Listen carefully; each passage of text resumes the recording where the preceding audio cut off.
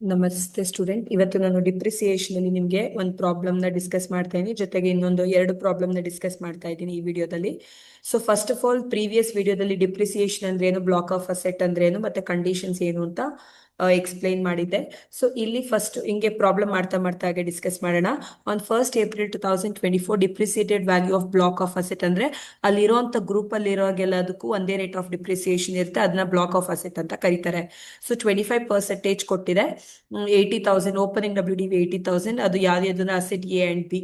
The tax pair mister Rama purchase asset C, ಅದಕ್ಕೂ 25% during the previous year ಅಂತ ಹೇಳಿದ್ದಾರೆ.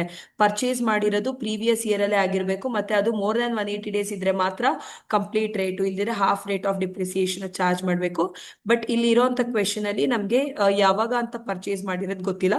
So it is more than 180 days ಅಂತ ಅನ್ಕೊಂಡು complete rate of depreciation ಕೊಡ್ತೀವಿ.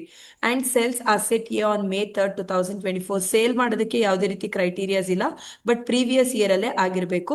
So 1,80,000 ಅಂತ ಕೊಟ್ಟಿದ್ದಾರೆ. Determine the amount of depreciation. So ಇಲ್ಲಿ first asset ಯಾವ ಅಸೆಟ್ ಅಂತ ನೋಡ್ಕೋಬೇಕು. ಇಲ್ಲಿ ಯಾವ್ದು ಅಸೆಟ್, ಪ್ಲಾಂಟ್ ಅಂಡ್ ಮೆಷಿನರಿಗೆ ಮಾತ್ರ ನಾರ್ಮಲ್ ಕೊಡಬೇಕು, ಅಡಿಷನಲ್ ಕೂಡ ಕೊಡಬೇಕಾಗುತ್ತೆ. ಸೊ ಇಲ್ಲಿ ಯಾವ್ದು ಅಸೆಟ್ ಬಗ್ಗೆ ಕೊಟ್ಟಿಲ್ಲ. ಸೊ ಡಿಪ್ರಿಸಿಯೇಷನ್ ಕಂಪ್ಯೂಟ್ ಮಾಡೋದು ಹೇಗೆ ಅನ್ನೋದನ್ನ ನೋಡ್ತಾ ಇರಿ. ಸೊ ಕಂಪ್ಯೂಟೇಷನ್ ಆಫ್ ಡಿಪ್ರಿಸಿಯೇಷನ್ ಅಂತ ಬರ್ಕೊಂಡು 2 ಕಾಲಮ್ ನ ಡ್ರಾಫ್ಟ್ ಮಾಡಿದೀವಿ. ಪರ್ಟಿಕ್ಯುಲರ್ಸ್ ಮತ್ತೆ ಅಮೌಂಟ್ ಅಂತ 2 ಕಾಲಮ್ ನ ಡ್ರಾಫ್ಟ್ ಮಾಡಿದೀವಿ. ಸೊ ಪರ್ಟಿಕ್ಯುಲರ್ಸ್ ಅಲ್ಲಿ opening WDV or WDV as on 1/4/2024 80,000 ಕೊಟ್ಟಿದ್ದಾರೆ. ಎಷ್ಟು ಕೊಟ್ಟಿದ್ದಾರೆ? 80,000. ಆಡ್ ಪರ್ಚೇಸಸ್ ನ ಆಡ್ ಮಾಡ್ತೀವಿ. ಸೊ ಈ ಬ್ರಾಕೆಟ್ ಅಲ್ಲಿ ಮೋರ್ ದನ್ 180 ಡೇಸ್ ಅಂತ ಕೊಟ್ಟಿದೀವಿ. ಮೋರ್ ದನ್ 180 ಡೇಸ್ ಆಡ್ ಮಾಡ್ತಾ ಇರೋದು, ಮೋರ್ ದನ್ 180 ಡೇಸ್. ಸೊ ಎಷ್ಟು ಕೊಟ್ಟಿದ್ದಾರೆ ಪರ್ಚೇಸಸ್ ಅಂದ್ರೆ 30,000 ಕೊಟ್ಟಿದ್ದಾರೆ. ಸೊ ಪರ್ಚೇಸಸ್ ನ ಆಡ್ ಮಾಡ್ತೀವಿ. ಆಡ್ ಮಾಡಿದಾಗ ನಮ್ಗೆ 1,10,000 ಬರುತ್ತೆ. So minus sales. ಸೇಲ್ ಆಗಿರೋದು ಎಷ್ಟಕ್ಕೆ? 1,80,000ಗೆ. ಸಿ, ನಮ್ದು ಇಲ್ಲಿ ನಮ್ಗೆ ಹತ್ರ ಇರೋಂತ ಬೆಲೆನೆ 1,10,000 ಇದೆ. 1,10,000 ಇರೋದನ್ನ 1,80,000ಗೆ ಸೇಲ್ ಮಾಡ್ತಾ ಇದೀವಿ ಅಂತಂದ್ರೆ ನಮ್ಗೆ ಪ್ರಾಫಿಟ್ ಆಗುತ್ತೆ. 1,10,000 ಇರೋದು ಅಸೆಟ್ ವ್ಯಾಲ್ಯೂ, ಆದ್ರೆ ಸೇಲ್ ಮಾಡ್ತಾ ಇರೋದು 1,80,000 ಅಂದ್ರೆ ನಮ್ಗೆ 70,000 ಪ್ರಾಫಿಟ್ ಬರುತ್ತೆ. ಇಲ್ಲಿ ನಾವು ಪ್ರಾಫಿಟ್ ಲಾಸ್ ನ ಕಂಡಿಡ್ತಾ ಇಲ್ಲ, ನಾವು ಫೈಂಡ್ ಔಟ್ ಮಾಡ್ತಾ ಇರೋದು ಯಾವ್ದು? ಇಲ್ಲಿ ಡಿಪ್ರಿಸಿಯೇಷನ್. ಸೊ ನಾವ್ ಏನ್ ಮಾಡ್ತೀವಿ ಅಂತಂದ್ರೆ ನೆಗೆಟಿವ್ ತೋರ್ಸೋ ಬದಲು ನಮ್ ಸೇಲ್ ವ್ಯಾಲ್ಯೂನ 1,10,000ಗೆ ರಿಸ್ಟ್ರಿಕ್ಟ್ ಮಾಡ್ತಾ ಇದೀವಿ. ರಿಸ್ಟ್ರಿಕ್ಟ್ ಅಂತಂದ್ರೆ, ಸೊ ಇಲ್ಲಿ ನೋಡಿ 1,10,000 ಮೈನಸ್ 1,10,000 ನಮ್ಗೆ ಏನಾಗುತ್ತೆ? ನಿಲ್ ಆಗುತ್ತೆ. ಇನ್ಸ್ಟೆಡ್ ಆಫ್ ಶೋಯಿಂಗ್ ನೆಗೆಟಿವ್ ತೋರ್ಸೋ ಬದಲು ನಿಲ್ ಅಂತ ತೋರಿಸ್ತಾ ಇದೀವಿ. ಸೊ ಯಾಕೆ ಅಂತಂದ್ರೆ ನಮ್ಗೆ ಸೇಲ್ ವ್ಯಾಲ್ಯೂಗಿಂತ ನಮ್ಮ ಹತ್ರ ಇರುವಂತ ವ್ಯಾಲ್ಯೂನ ಇಲ್ಲಿ 1,10,000 ಇದೆ. ಸೇಲ್ ವ್ಯಾಲ್ಯೂ 1,80,000 ಮೈನಸ್ 70,000 ಬರುತ್ತೆ. ಮೈನಸ್ ನೆಗೆಟಿವ್ ಇದ್ದಾಗ ಡಿಪ್ರಿಸಿಯೇಷನ್ ಕಂಪ್ಯೂಟ್ ಮಾಡಕ್ಕಾಗಲ್ಲ. So instead of showing negative, ನಮ್ದು ಸೇಲ್ ವ್ಯಾಲ್ಯೂನ 1,10,000ಗೆ ರಿಸ್ಟ್ರಿಕ್ಟ್ ಮಾಡ್ತಾ ಇದೀವಿ. ಸೊ ನಮ್ಗೆ ಡಿಪ್ರಿಸಿಯೇಷನ್ ಯಾವುದೇ ರೀತಿ ಡಿಪ್ರಿಸಿಯೇಷನ್ ಬರಲ್ಲ, ನಿಲ್ ಅಂತ ತಗೋತೀವಿ. ಸೊ ಇದು ವೆರಿ ಸಿಂಪಲ್ ಪ್ರಾಬ್ಲಮ್ ಕೇಳಿರುವಂತದ್ದು. ಸೊ ಇಲ್ಲಿ ಪರ್ಚೇಸ್ ಆಗಿರೋದು ಮೋರ್ ದನ್ 180 ಡೇಸ್, ಪರ್ಚೇಸ್ ಅಲ್ಲಿ ಪ್ರಾಬ್ಲಮ್ ಇಲ್ಲ. ಆಡ್ ಮಾಡಿದ್ವಿ, ಸೇಲ್ ವ್ಯಾಲ್ಯೂ ಇರೋದು 1,80,000, ಬಟ್ ನಮ್ಮ ಹತ್ರ ಇರುವಂತ ಅಸೆಟ್ ವ್ಯಾಲ್ಯೂ 1,10,000. ನಮ್ಗೆ ಇಲ್ಲಿ ಪ್ರಾಫಿಟ್ ಲಾಸ್ ನ ಕಂಡಿಡಿತಾ ಇಲ್ಲ, ಡಿಪ್ರಿಸಿಯೇಷನ್. ಸೊ ಅದಕ್ಕೋಸ್ಕರ ನಮ್ ಸೇಲ್ ವ್ಯಾಲ್ಯೂನ 1,10,000ಗೆ ರಿಸ್ಟ್ರಿಕ್ಟ್ ಮಾಡ್ತಾ ಇದೀವಿ. ಡಿಪ್ರಿಸಿಯೇಷನ್ ನಮ್ಗೆ ನಿಲ್ ಆಗುತ್ತೆ, ಯಾವುದೇ ರೀತಿ ಡಿಪ್ರಿಸಿಯೇಷನ್ ಕಂಪ್ಯೂಟ್ ಮಾಡೋಂಗಿಲ್ಲ. ಸೊ ಇದೇ ತರದ್ದು ನೆಕ್ಸ್ಟ್ ಇನ್ನೊಂದು ಕ್ವೆಶನ್ ನೋಡೋಣ. ಇದೇ ತರದೇ ಅಲ್ಲ, ಇನ್ನೊಂದು ಕ್ವೆಶನ್. ಶಶಿ ಓನ್ಸ್ 2 ಬಿಲ್ಡಿಂಗ್ಸ್ ಅಂತ ಕೊಟ್ಟಿದ್ದಾರೆ. ಸೊ 2 ಬಿಲ್ಡಿಂಗ್ಸ್ ಯಾವ್ದು ಕೊಟ್ಟಿದ್ದಾರೆ ಬಿಲ್ಡಿಂಗ್ಸ್ ಅಂತ ಅಂದ್ರೆ ಬಿಲ್ಡಿಂಗ್ ಎ ಅಂಡ್ ಬಿ ಅಂತ ಕೊಟ್ಟಿದ್ದಾರೆ. Shashi owns 2 building A and B ಅಂತ ಕೊಟ್ಟಿದ್ದಾರೆ. ಸೊ ಅಲ್ಲಿ ರೇಟ್ ಆಫ್ ಡಿಪ್ರಿಸಿಯೇಷನ್ ಕೊಟ್ಟಿದ್ದಾರೆ. 1st April 14,15,700. ಈ ಪರ್ಚೇಸಸ್ ಆನ್ December 1, 2024. December 1, 2024 ಅಂತಂದ್ರೆ it is less than 180 days. ಯಾಕೆ ಅಂತಂದ್ರೆ ಡಿಸೆಂಬರ್ ಅಲ್ಲಿ 31, ಜನವರಿ 31, February 28, March 31. So it is less than 180 days. Less than 180 days ಅಂತಂದ್ರೆ ಹಾಫ್ ರೇಟ್ ಆಫ್ ಡಿಪ್ರಿಸಿಯೇಷನ್ ಅಂತ ಹೇಳ್ಬೋದು. ಬಿಲ್ಡಿಂಗ್ ಸಿ ಪರ್ಚೇಸ್ ಮಾಡ್ತಾ ಇರೋದು December 1. ಸೊ ಅದಕ್ಕೆ ಹಾಫ್ ರೇಟ್ ಆಫ್ ಡಿಪ್ರಿಸಿಯೇಷನ್ ಹೇಗೆ ಕೊಡೋದು ಅನ್ನೋದನ್ನ ನಿಮ್ಗೆ ಹೇಳ್ಕೊಡ್ತೀನಿ.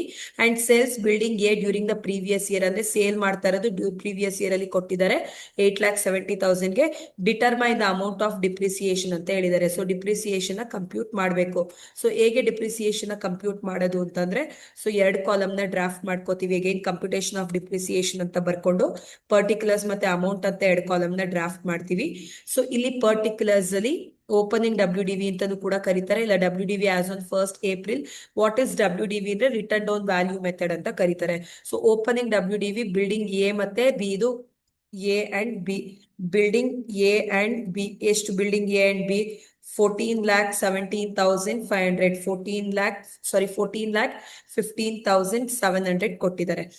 ಆಡ್ ಪರ್ಚೇಸಸ್, ಪರ್ಚೇಸ್ ಮಾಡ್ತಾ ಇರೋದು ಬಿಲ್ಡಿಂಗ್ ಸಿ ನ ಪರ್ಚೇಸ್ ಮಾಡ್ತಾ ಇದ್ದಾರೆ. Building C, so building C 1st December 2024 ಇಂದ 31st March 2025 ಅಂತಂದ್ರೆ, ಸೊ ಇಲ್ಲಿ ಲೆಸ್ ದ್ಯಾನ್ 180 ಡೇಸ್. ಏನಿದು ಲೆಸ್ ದ್ಯಾನ್ 180 ಡೇಸ್ ಅಂತ ಕೊಟ್ಟಿದ್ದಾರೆ. ಸೊ ಇಲ್ಲಿ ಬಿಲ್ಡಿಂಗ್ 1st ಜನವರಿ ಮತ್ತೆ 31st ಇಲ್ಲಿ ಅಂತಂದ್ರೆ less than 180 days. Less than 180 days last ಇಲ್ಲಿ ಕೊಡ್ಬೇಕಾಗುತ್ತೆ. ಬಟ್ ಇಲ್ಲಿ ಬಿಲ್ಡಿಂಗ್ ಸಿ ವ್ಯಾಲ್ಯೂನ 3,10,000 ಅಂತ ಬರ್ಕೋತೀವಿ. ಸೊ ಬರ್ಕೊಂಡಾಗ 17,25,700 ಅಂತ ಬಂದಿದೆ. ಸೊ ಮೈನಸ್ ಸೇಲ್ಸ್ ಎಷ್ಟಕ್ಕೆ ಆಗ್ತಾ ಇದೆ? ಸೊ ಬಿಲ್ಡಿಂಗ್ ಇನ್ನೊಂದನ್ನ ಸೇಲ್ ಮಾಡ್ತಾ ಇದ್ದಾರೆ. ಸೇಲ್ ಮಾಡೋದನ್ನ ಬ್ರಾಕೆಟ್ ಅಲ್ಲಿ ಬರ್ಕೋತೀವಿ. ಸೇಲ್ ಮಾಡೋದನ್ನ 8,70,000 ನ ಬ್ರಾಕೆಟ್ ಅಲ್ಲಿ ಬರ್ಕೋತೀವಿ.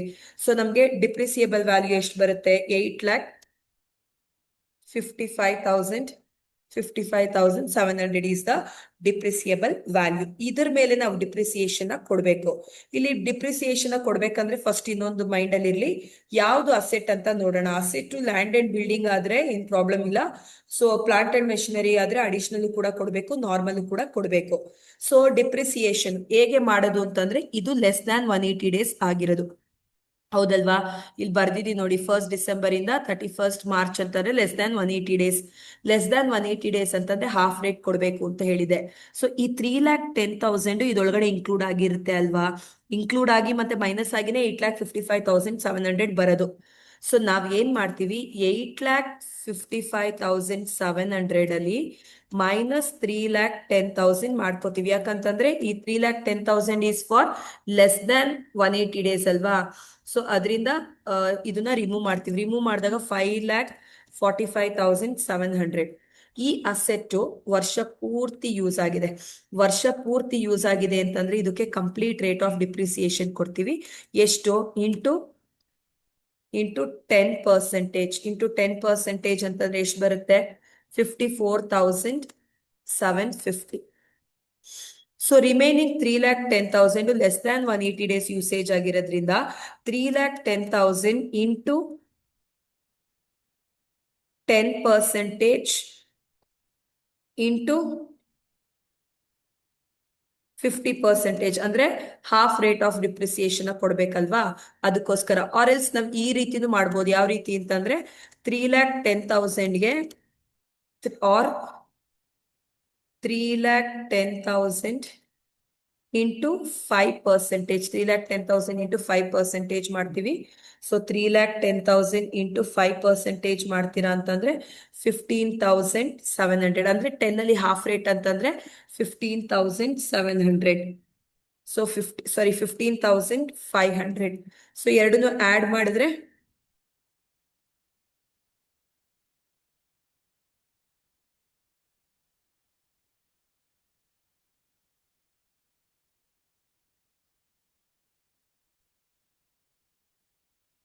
ಸೊ 15,500 ಎರಡನ್ನೂ ಕೂಡ ಆಡ್ ಮಾಡ್ತೀವಿ. ಈ 54,750 ಅಲ್ಲ, ಈ 54,700 ಪ್ಲಸ್ 15,500 ನ ಆಡ್ ಮಾಡ್ತು ಅಂತಂದ್ರೆ 70,070 ರುಪೀಸ್ ಬರುತ್ತೆ. 70,070 ರುಪೀಸ್. ಸೊ ಇದನ್ನ ಮೈನಸ್ ಮಾಡ್ತೀವಿ. ಮೈನಸ್ ಮಾಡಿದ್ರೆ 7,85,630. 7,85,630 ಇಸ್ ದ ಕ್ಲೋಸಿಂಗ್ WDV ಬರುತ್ತೆ. Repeat once again. ಸೊ ಇಲ್ಲಿ ಏನು ಇಲ್ಲ ಸ್ಟೂಡೆಂಟ್ಸ್, ನಿಮ್ಗೆ ಈ 8,55,700 ಎರಡ್ ತರ ಆಗಿದೆ. 8,55,700 ಇಂದ 3,10,000 ನ ಮೈನಸ್ ಮಾಡ್ಕೋತೀವಿ. ಯಾಕೆ 3,10,000 ನ ಮೈನಸ್ ಮಾಡ್ಕೋತೀವಿ ಅಂದ್ರೆ 3,10,000 ಲೆಸ್ ದ್ಯಾನ್ 180 ಡೇಸ್ ಯೂಸೇಜ್ ಆಗಿರೋದು. ಸೊ ರಿಮೂವ್ ಮಾಡ್ತು ಅಂತಂದ್ರೆ ನಮ್ಗೆ 5,45,700 ಬರುತ್ತೆ. ಇದು ವರ್ಷ ಪೂರ್ತಿ ಯೂಸ್ ಆಗಿರೋದ್ರಿಂದ ಇದಕ್ಕೆ ಕಂಪ್ಲೀಟ್ ರೇಟ್ 10% ಕೊಡ್ತೀವಿ. ಸೊ ಕಂಪ್ಲೀಟ್ 10% ನ ಕೊಡ್ತೀವಿ. 10% ಕೊಡ್ತೀವಿ. ನಮ್ಗೆ 54,700 ಬರುತ್ತೆ. ಸೊ ಈ 3,10,000 ಏನಿದೆ ಅಸೆಟ್, ಇದು ಲೆಸ್ ದನ್ 180 ಡೇಸ್ ಯೂಸೇಜ್ ಆಗಿರೋದ್ರಿಂದ ಇದಕ್ಕೆ ಹಾಫ್ ರೇಟ್ ಆಫ್ ಡಿಪ್ರಿಸಿಯೇಷನ್ ಕೊಡ್ತೀವಿ. ಹಾಫ್ ರೇಟ್ ಆಫ್ ಡಿಪ್ರಿಸಿಯೇಷನ್ ಅಂದ್ರೆ 3,10,000 ಇಂಟು 5% ಮಾಡ್ತೀವಿ. ಆರ್ 3,10,000 ಇಂಟು 10% ಮಾಡಿ ಅದ್ರ ಮೇಲೆ ಇಂಟು 50% ಮಾಡ್ತೀವಿ. ಇಂಟು 50%. ಸೊ ಮಾಡಿದಾಗ ನಮಗೆ 15,500 ಬರುತ್ತೆ. ಸೊ ಎರಡನ್ನೂ ಆ್ಯಡ್ ಮಾಡ್ತಾರೆ 70,070 ಬರುತ್ತೆ. ಸೊ 8,55,700 ಇಂದ 70,070ನ ಮೈನಸ್ ಮಾಡ್ತಿದ್ರೆ ಕ್ಲೋಸಿಂಗ್ WDV ಇಷ್ಟು ಬರುತ್ತೆ. ಸೊ ಈ ವ್ಯಾಲ್ಯೂಲಿ ಅದು ಇನ್ಕ್ಲೂಡ್ ಆಗಿರೋದ್ರಿಂದ ಅದನ್ನ ರಿಮೂವ್ ಮಾಡಿದೀವಿ. ಇದು ವರ್ಷ ಪೂರ್ತಿ ಯೂಸ್ ಆಗಿರೋದ್ರಿಂದ ಕಂಪ್ಲೀಟ್ ರೇಟ್ ಕೊಟ್ಟಿದೀವಿ. ಇದು ಹಾಫ್ ರೇಟ್ ಆಫ್ ಡಿಪ್ರಿಸಿಯೇಷನ್ ಕೊಟ್ಟಿದೀವಿ. ಸೊ ಇದು ಲ್ಯಾಂಡ್ ಅಂಡ್ ಬಿಲ್ಡಿಂಗ್ ಇನ್ನ ನೆಕ್ಸ್ಟ್ ಇನ್ನ 3-4 ಪ್ರಾಬ್ಲಮ್ ನ ಸಾಲ್ವ್ ಮಾಡಿ ಕೊಡ್ತೀನಿ ನೆಕ್ಸ್ಟ್ ವಿಡಿಯೋದಲ್ಲಿ. ಸೊ ಮೋರ್ ಅಪ್ಡೇಟ್ಸ್ಗೆ ನನ್ನ ಚಾನೆಲ್ ನ ನೋಡ್ತಾ ಇರಿ. Thank you students.